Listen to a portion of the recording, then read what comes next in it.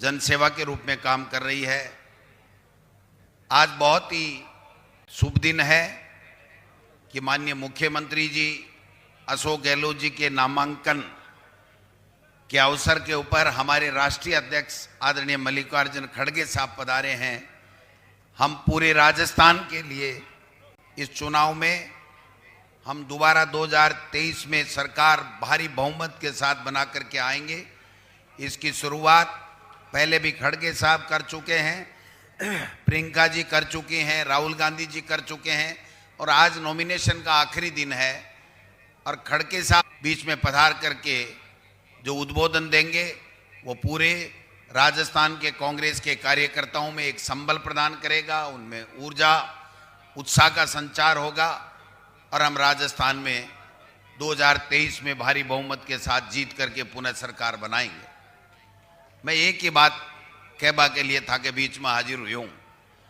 जोधपुर के लोगों ने, राजस्थान के कांग्रेस के कार्यकर्ता ने एक निवेदन करना चाहूँ कि 5 साल में अशोक गहलोत जी के नेतृत्व में सरकार कोई काम करने में कोई कसर को नहीं छोड़ी थे। देखो जके दिन मुख्यमंत्री बनया भी दिन कर्जा माफ की घोषणा, 14,000 करोड़ रुपया किसाना का कर्जा माफ करया।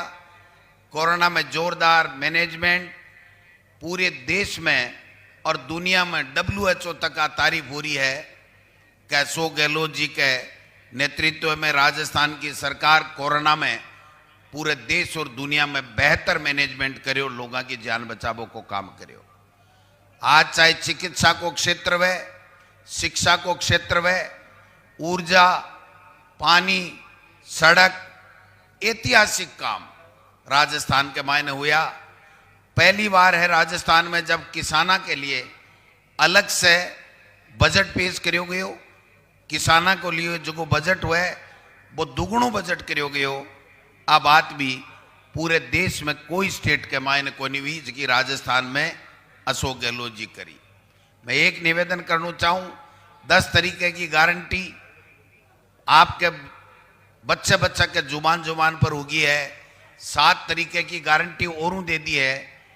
अब अशोक गहलोत जी, कांग्रेस पार्टी, खड़गे साहब 17 गारंटियां के साथ में चुनाव में है और भारतीय जनता पार्टी केवल एक गारंटी के आधार के ऊपर चुनाव में है। बा गारंटी है कोई भी नेता दिखे जके के ईडी भेज दो, इनकम टैक्स भेज दो, ये बात की गारंटी भारतीय जनता पार्टी। खड़गे साहब, मैं आपने निवेदन करना चाहूं, हम आपके नेतृत्व में, हमारे नेता राहुल गांधी जी के नेतृत्व में हम निडरता के साथ में इनका मुकाबला कर रहे हैं, करेंगे, इनको पछाड़ेंगे, इनको हराएंगे और कांग्रेस का दोबारा से राज लाएंगे। ये मैं आपसे निवेदन करना चाहता हूं। आप बताओ भाई, जोधपुर से मैं पूछना चाहूं, कहीं कमी छोड़ दी अशोक गहलोत जी? आज देश और दुनिया के मायने अशोक गहलोत जी को नाम है। देश के मायने एक चर्चा को विषय है कि अशोक गहलोत जी एक यहाँ को नेता है जगह को यहाँ को जोरदार विजन है कि 2030 के मायने आपनो राजस्थान प्रदेश पूरे देश के हर राज्य में अव्वल नंबर 1 बने। हर क्षेत्र में यहाँ को विजन कोई और को हुए तो मैंने बता दीजिए।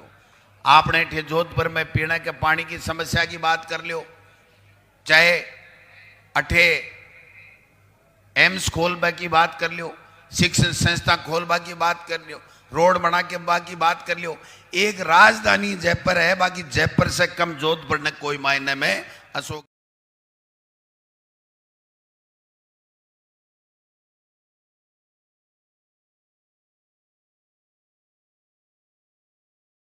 किसाना के लिए 10 तरीके की गारंटी, कर्जों माफ और किसाना की क्या आमदनी बढ़े, क्या गरीब ने नरेगा में काम ज्यादा मिले, क्या अभी ने मजदूरी मिले, right to health guarantee, minimum income guarantee अधिनियम यहाँ का कानून बना रहा है, गिग वर्कर के लिए कानून।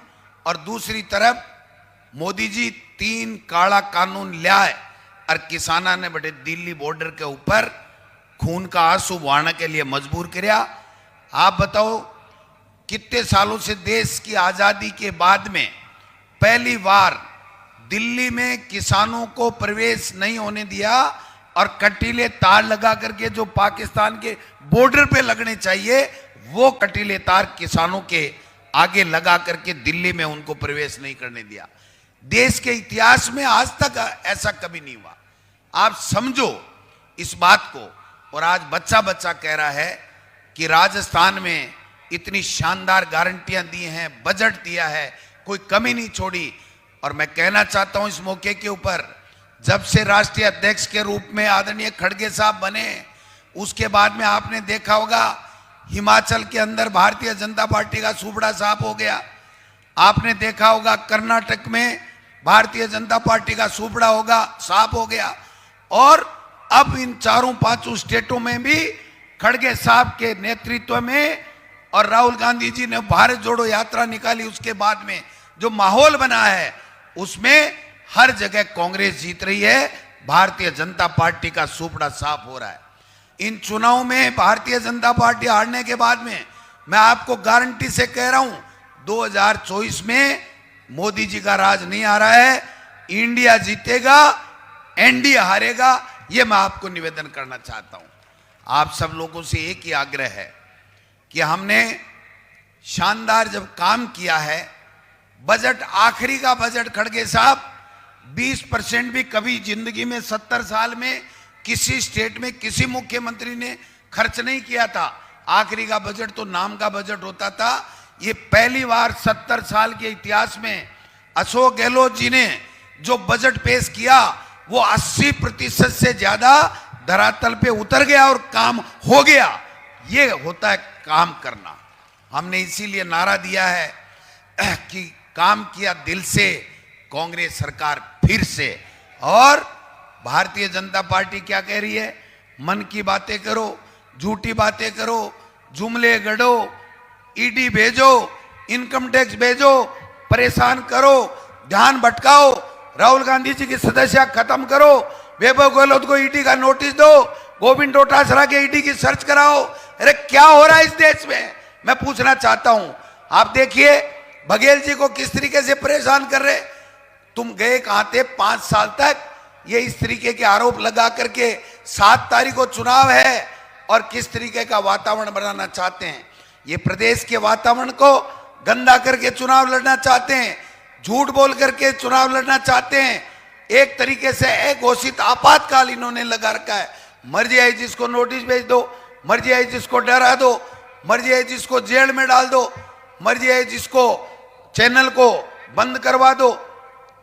जब ओपीएस लागू किया था मुख्यमंत्री जी ने तो पूरे देश में भारतीय जनता पार्टी और मोदी जी हिल गए थे। उसके बाद में हर स्टेट से मांग उठी और वहां पर दिल्ली में आपने देखा होगा कि ओपीएस की मांग को लेकर के धरने प्रदर्शन और बड़ी महारैली हुई। एक भी चैनल को उस ओपीएस की रैली को दिखाने नहीं दिया गया।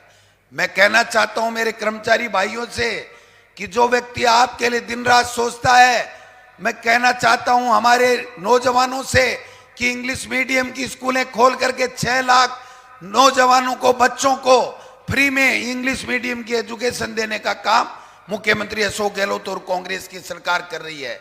मैं कहना चाहता हूं SC/ST का बजट 5 गुना बढ़ाया, आदिवासियों का बजट बढ़ाया, गुर्जरों को आरक्षण दिया, EWS में जितनी कमियां थी उसको दूर कर करके 36 कौमों को साथ लेकर के अगर चलने का काम किया, गुड गवर्नेंस दी है तो वो मुख्यमंत्री अशोक गहलोत और कांग्रेस की राजस्थान की सरकार ने दी है। भाइयों एक ही बात कहना चाहता हूं, अगर मुख्यमंत्री अशोक गहलोत जी को आज के बाद में आप चुनाव के दिन तक अगर बुलाते हो तो ये आपकी कमी है। इनको पूरे राजस्थान में जाने दो। इनको सुनना चाहते हैं लोग, देखना चाहते हैं, इनकी योजनाओं की बात सुनना चाहते हैं। इसलिए हम पूरे राजस्थान में अशोक गहलोत जी को घुमाएंगे। चुनाव आप लड़ोगे और ऐतिहासिक मतों से राजस्थान में सबसे ज्यादा वोटों से चुनाव जिता करके भेजने की जिम्मेदारी आपके कंधों के ऊपर है। एक ही बात बोलावनी देर जमा, सुनो मेरी बात। 5 बार MP, 5 बार MLA 3 बार मंत्री केंद्र में, 3 बार मुख्यमंत्री, यहाँ को बरगद को पेड़ हिंदुस्तान में बिरलो ही मिलेगो, यहाँ को बरगद को पेड़। इसलिए थे सब लोग आज से गांव गांव, ढाणी ढाणी, वार्ड वार्ड, मोले मोले, हर 3600 कौमों के पास जाओ।